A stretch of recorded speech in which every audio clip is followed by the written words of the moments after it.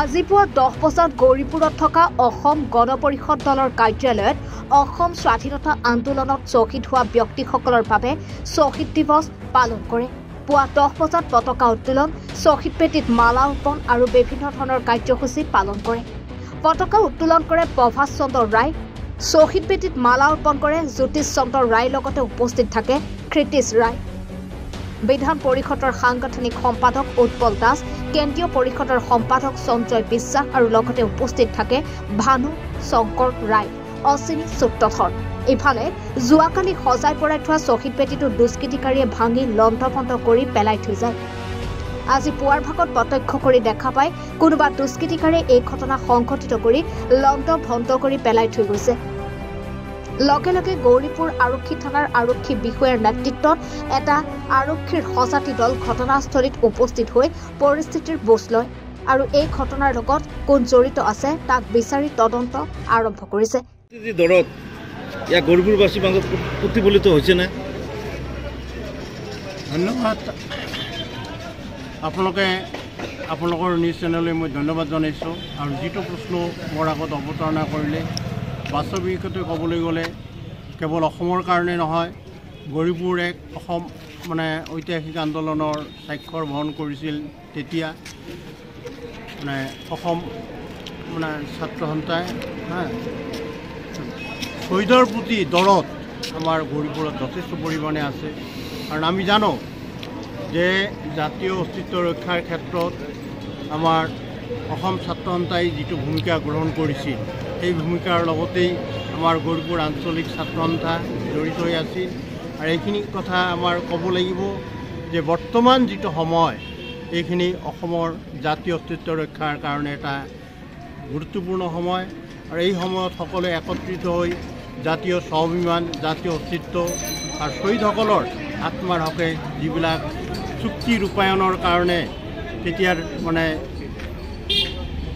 চুক্তি ৰূপায়ণৰ কাৰণে বৈঠক হৈছিল, সেই চুক্তি ৰূপায়ণ কাৰ্যকৰী হ'ব লাগে। আৰু খড়গেশ্বৰ তালুকদাৰ যিহেতু প্ৰথম শ্বহীদ আছিল, তাৰ ক্ষেত্ৰত গ্ৰহণ কৰা যি প্ৰতিশ্ৰুতি আছিল, সেই প্ৰতিশ্ৰুতি আখৰে আখৰে পালন কৰিব লাগে। এইখিনিয়ে মোৰ কথা। আৰু গৌৰীপুৰৰ মানুহ আমি আটাইয়ে শান্তি প্ৰিয়, সকলোৱে শান্তি বিচাৰোঁ। গতিকে শান্তি আমাৰ একান্ত কাম্য, আৰু শান্তি ৰক্ষা কৰিবলৈ হ'লে আমাৰ সকলোৱে একত্ৰিত হ'ব লাগিব, সমিল মিলতেৰে আমি বসবাস কৰিব লাগিব। আৰু তেতিয়াহ'লে আমাৰ ঐক্যতা থাকিব। দেখা গৈছে যে আপোনালোকে মিত্ৰ সহযোগী চৰকাৰ, তথা ইয়াৰ মাজতো শ্বহীদৰ প্ৰতি যি পদক্ষেপ গ্ৰহণ কৰিব লাগিছিলে, অসম চৰকাৰে সঠিকভাৱে লৈছেনে? এই ক্ষেত্ৰত ক'বলৈ গ'লে যিখিনি আপোনালোকে প্ৰশ্ন কৰিলে, এই ক্ষেত্ৰত মই ক'ব লাগিব যে আচলতে যিখিনি পদক্ষেপ ল'ব লাগিছিল শতাংশ হিচাপত 100% হিচাপত সেইখিনি লোৱা নাই। কাৰণ এইটোৱে গুৰুত্বপূৰ্ণ যে আমি শ্বহীদসকলক যথেষ্ট পৰিমাণে সন্মান প্ৰদৰ্শন কৰোঁ, বা শ্বহীদসকলৰ আত্মাৰ কাৰণে আমি সকলো সময়তে শান্তি কামনা কৰোঁ। কিন্তু এই শ্বহীদ দিৱস যিটো অসম গণ পৰিষদ চৰকাৰে বাহাল ৰাখিছিল 10 ডিচেম্বৰ তাৰিখটো, সেই 10 ডিচেম্বৰ তাৰিখটো শ্বহীদ দিৱস হিচাপে বাহাল ৰাখিলে, তেতিয়া আমি অনুভৱ কৰিম যে এইটো আচলতে আমি দুটা দল একত্ৰিত হৈ চৰকাৰ গঠন কৰা যিটো ভূমিকা, তেনেহ'লে বুজিব পাৰিম যে ইয়াতো আমাৰ সহানুভূতি আছে। আজি শ্বহীদ দিৱস, আপোনালোকে নিশ্চয় বিদিত যে বিগত 6 বছৰীয়া অসম আন্দোলনৰ কালছোৱাত আমাৰ অস্তিত্ব ৰক্ষাৰ বাবে যিসকল স্বনামধন্য বীৰ সন্তানে নিজৰ জীৱন আত্মাহুতি দি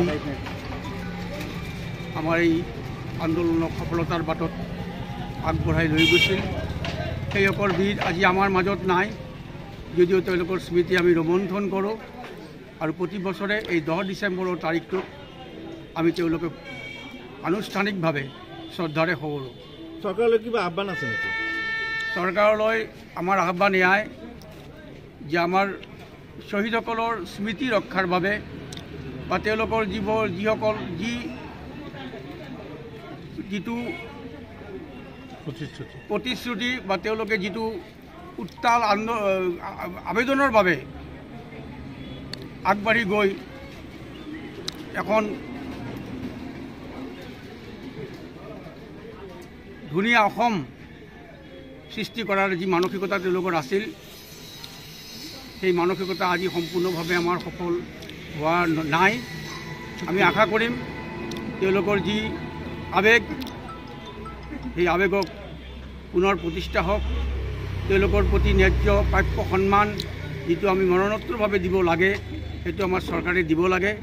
এইটো ইতিমধ্যে আমি জানিব পাৰিছোঁ আমাৰ চৰকাৰে কিছু হাতত লৈছে, সেইটো পৰ্যাপ্ত নহয় আৰু কৰিব লাগে। আৰু এটা আমাৰ বেয়া লাগিছে যে ইতিপূৰ্বে আমাৰ 10 ডিচেম্বৰৰ তাৰিখটো আমাৰ চৰকাৰী বন্ধ ঘোষণা কৰা হৈছিল, কিন্তু আজি 2 বছৰমানৰ পৰা এইটো ঠিক হৈছে। এইটো পুনৰাই মানে চালু কৰিব লাগে বুলি আমাৰ এটা অনুৰোধ আছে। কিবা অঘটন হৈছে নেকি আজি? এইটো আজি ৰাতিপুৱা এটা অঘটন হৈছে, নোহোৱা নহয়। ইতিমধ্যে আমি প্ৰশাসনক বস্তুটো জনাইছোঁ। যোৱাকালি সন্ধিয়া আমি এই শ্বহীদ বেদীৰ যিটো মণ্ডপ এইটো নিৰ্মাণ কৰি আমি ৰাতি 9 বজাত ঘৰা ঘূৰি গৈছিলোঁ। ৰাতিপুৱা আমি প্ৰত্যক্ষ কৰিলোঁ যে কোনোবা দুষ্কৃতিকাৰীয়ে নিশাৰ আন্ধাৰৰ সুযোগ লৈ এইটো ভাঙি থৈ গৈছে। আৰক্ষীৰ পৰা কিবা সহায় পাইছেনে নাই? তাৰপিছত আমি আৰক্ষীক এইটো বস্তুটো জনাইছোঁ। আৰক্ষী মানুহ আহিছিলে, আমাৰ ভাৰপ্ৰাপ্ত বিষয়া মহোদয় তেখেতো আহিছে, আমাৰ লগত আলোচনা কৰিছে। তেওঁলোকে আমাক আশা দিছে যে আমি চেষ্টা কৰি আছোঁ, তদন্ত কৰি আছোঁ। আমি দুষ্কৃতিকাৰী পালে আমি আপোনালোকক এই ক্ষেত্ৰত অৱগত কৰিম আৰু বিহিত ব্যৱস্থা হাতত ল'ম। গৌৰীপুৰৰ পৰা সঞ্জীৱ ৰায় প্ৰতিবেদন, এনি ভাৰত 24।